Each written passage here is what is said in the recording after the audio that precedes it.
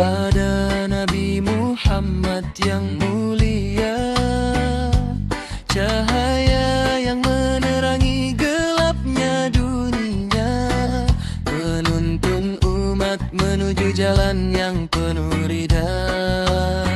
Wahai Rasulullah, kekasih Allah, namamu terukir di dalam hati kami.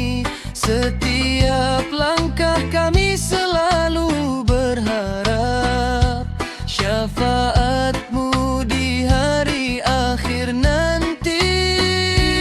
Sholawat serta salam tercurah padamu, wahai Nabi pembawa cahaya kebenaran.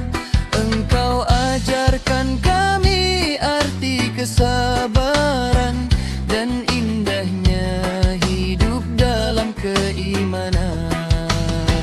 Ya Nabi salam aika, ya Rasul salam aika, ya Habib salam alaika, sholawatullah alaika. Wahai Nabi yang penuh kasih sayang, engkau menangis demi umatmu dalam sujud panjang di malam sunyi, memohon ampun bagi kami semua. Betapa mulianya akhlakmu, betapa lembut tutur katamu. Engkau bimbing manusia menuju cahaya, dari kegelapan menuju rahmatnya. Ya Allah, sampaikan salam kami kepada Nabi yang kami cintai.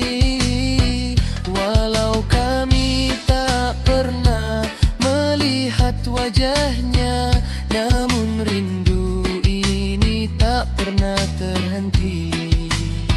Sholawat kami lantunkan malam dan siang, mengharap berkah dan ampunan.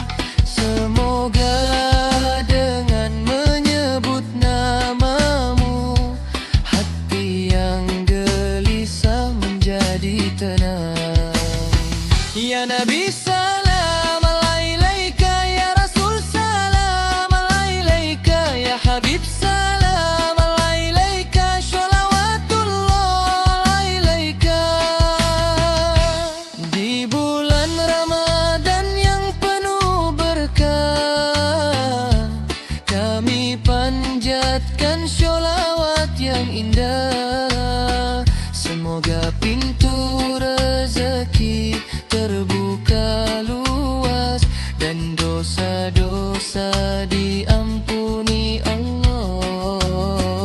Wahai Rasul yang penuh kemuliaan, jadilah syafaat bagi kami nanti di hari ketika semua manusia mencari pertolongan di padang mahsyar.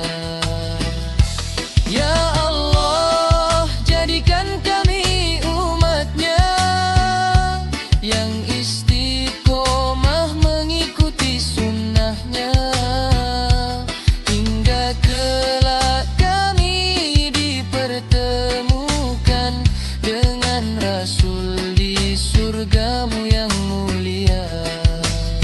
Sholawat dan salam